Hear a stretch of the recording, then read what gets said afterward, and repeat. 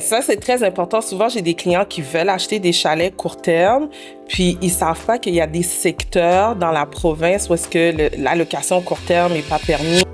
Donc, votre projet était très particulier, les chalets locatifs court terme.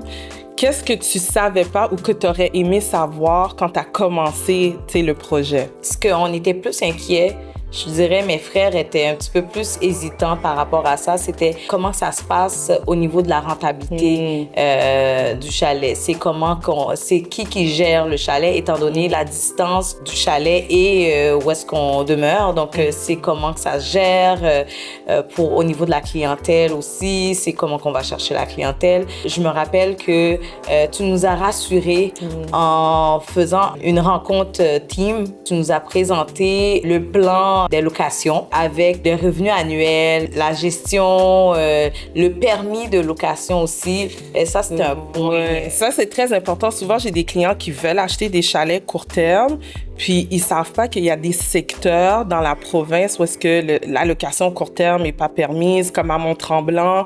Il y a de moins en moins de secteurs que c'est permis la location court terme, donc on essaye d'aller dans d'autres secteurs. Donc, effectivement, je me souviens, on avait fait cette rencontre où est-ce que je vous avais présenté la rentabilité, le taux d'inoccupation et tout. Je vous avais même expliqué comment le permis fonctionnait pour... Effectivement. Puis ça, c'est un point de départ pour nous parce que, comme je t'expliquais qu'il y en avait parmi nous qui étaient plus hésitants.